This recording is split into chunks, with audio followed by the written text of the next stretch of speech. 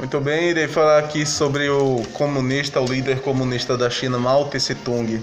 Ele foi o líder da China, ele empregou o socialismo lá, o comunismo. Ele viveu por 82 anos e ele acabou sendo líder por 27 anos na China. Lá em 1921, ele acabou tendo seguidores quando ele acabou falando publicamente sobre o Partido Comunista. Ele acabou copiando isso da antiga União Soviética e ele acabou ganhando seguidores na China. Seguidores esses que ele acabou nomeando de Exército Vermelho. O Exército Vermelho demorou um pouco para acabar ganhando força, mas lá em 1949 foi só preciso isso para ele acabar entrando no poder da China. Lá em 1949 teve uma divisão entre a China. Em 1931 foi proclamada a República Popular de Libertação e, em 1949, proclamou a República Popular da China. Com isso, a China foi dividida em duas partes. A primeira, a República Popular da China, tendo o socialismo empregado, e a segunda, a República da China, feita em Taiwan, e lá foi empregado o capitalismo. Depois que Graciliano falou sobre a divisão dos países, agora eu vou falar sobre a economia que acabou gerando a grande fome lá na China.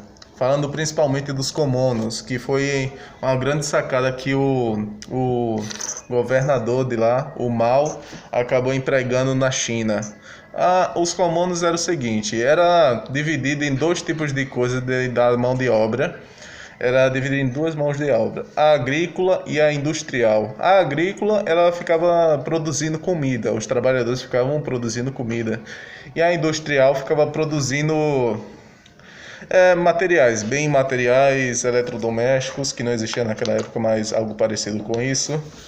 Enfim, depois que acabou criando isso, o governo aproveitou esse momento para ficar vigiando as pessoas mais de perto.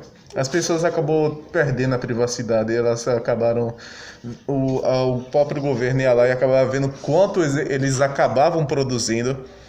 E fazendo isso, o governo acabou fazendo uma sacada que eu vou explicar agora, uma injustiça que aconteceu com aquele povo. E acontece até os dias de hoje. Agora eu irei dar o exemplo de como era dividido os bens materiais, principalmente as comidas. Bom, ia dar uma explicação com a agricultura, mas como não tem frutas aqui na casa que eu estou, eu vou acabar pegando isso para simbolizar os equipamentos que eles reproduziam nas indústrias. Bom, isso aqui tem 5 pregadores. Quando os caras que era do governo iam para lá nessas indústrias, acabava tendo tudo isso aqui. Imagina que isso aqui é o valor bruto de todas as coisas que eles produziram naquele dia. O governo ia lá e simplesmente acabava pegando três dessas coisas que eles acabaram produzindo. Esses 3, o governo ia e acabava vendendo para outros países. Enquanto esses daqui, ele dava para aqueles cinco trabalhadores, dividir entre eles. Era mais ou menos assim. Isso foi servindo principalmente pelo que eu quero falar, que foi a grande fome. A grande fome acabou resultando numa fome dramática que acabou tendo lá, que teve muitas vidas perdidas por causa da fome, por causa que eles não tinham o suficiente para se manter na saúde, e muita gente acabou tendo muita anorexia, acabou emagrecendo muito, sem falar que o trabalho naquela época era muito pesado que o governo acabava botando para os caras trabalhar e acabava tendo um preço muito michuruca para eles ganhar o salário deles. Aí aconteceu outra situação. O governo, para não dar todo o valor que eles acabaram recebendo, vamos supor que o salário que eles recebiam naquela época era 100 mil reais. Claro, e existiam outras classes de trabalho que eles iam ganhar mais. O que eles fizeram? Ele tirou o dinheiro de todo mundo, de todos, e acabou dividindo entre si. Só que com uma quantia muito menor. Quem ganhava 1.000 reais passou a ganhar uns 200 reais, entendeu? Aí isso acabou trancando meio as pessoas. Elas não conseguiam fazer comércio, tanto que comércio não é uma prática socialista. E sendo não uma prática socialista, sendo uma prática capitalista, as pessoas não poderiam vender ou comercializar coisas, porque isso era contra os conceitos do capitalismo. Isso acabou tendo várias ocorrências de pessoas que passam fome ou necessitadas de outros bens materiais. E teve outra coisa também que acabou resultando na morte, que vou dar um exemplo. As pessoas que eram velhas, as pessoas que estavam doentes, com enfermidades, ou se não que estavam com um tipo de deficiência no corpo, essas pessoas não estavam trabalhando, elas não estavam produzindo, ou seja, eles viam essas pessoas como pessoas descartáveis. E o que eles iam fazer? O que eles iam lá e faziam? Eles iam lá e acabavam tirando mais comida do que eles deveriam dar. Ou seja, aquelas pessoas acabavam morrendo e era proposital. Depois desse grande caso, desse grande ocorrido lá na China, depois de 77 milhões de chineses acabarem morrendo pela grande fome por causa do socialismo empregado, Mao acabou ficando fora da política. Ele não era mais um governante de lá, mas ele ainda ficou no cargo de chefe. E mesmo assim, 10 anos depois, ele acabou vindo com a nova ideia, que era a Revolução Cultural. Essa ideia era meio que uma quebra de ideologia, uma quebra de pensamentos do povo chinês. E como assim era uma quebra de pensamentos? O pensamento deles era sobre algumas partes. As pessoas acabavam gostando do capitalismo, e ele falava: não, isso é um grande erro, as pessoas ainda estão pensando na burguesia, estão pensando como capitalistas, vamos quebrar isso. Então ele foi lá e acabou criando a cultura revolucionista, e ela foi lá e acabou sendo o quê?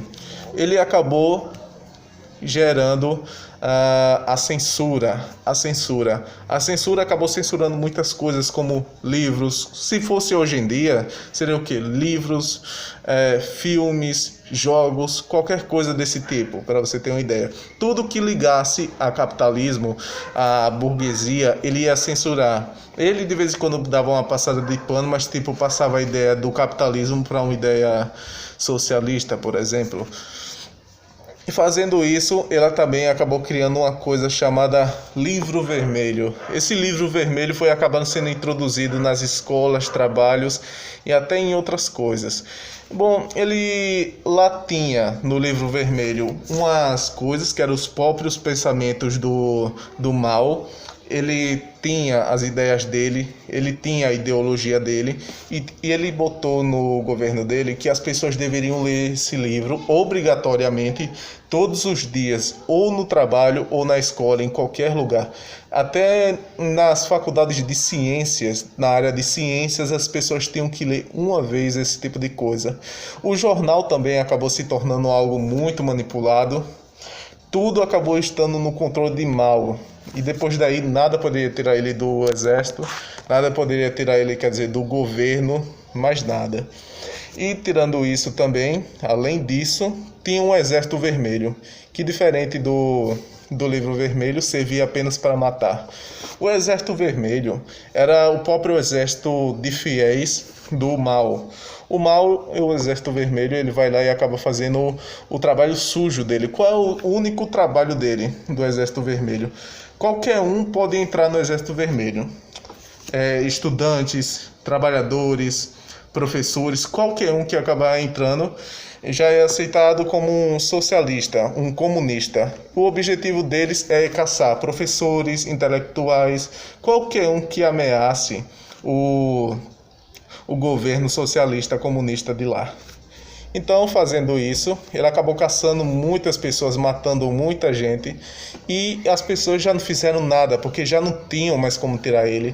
As pessoas viam aquilo como algo normal que estava acontecendo no país dele, por estarem acostumados a viver naquele ambiente. As pessoas acabaram perdendo as terras, elas já não tinham mais como ter as próprias terras deles, eles não tinham mais propriedades, elas criaram uma ideologia daquele cara, como se ele fosse um tipo de ele queria se tornar um tipo de Deus, eu acho, pela ideologia que ele acabou criando e as pessoas tiveram dele, como se ele mandasse em tudo. E lá, em 1987, ele acabou tendo seu fim com 82 anos. Ele acabou morrendo. A sua mulher, ela tentou entrar no cargo, mas as pessoas já tiraram ela de lá. Ela não conseguiu aguentar ficar lá por muito tempo. E esse foi o fim de Mao Tse-Tung. É meio difícil falar o nome dele. Mas enfim, esse foi o nosso trabalho. Espero que vocês tenham gostado. E até um próximo trabalho, então.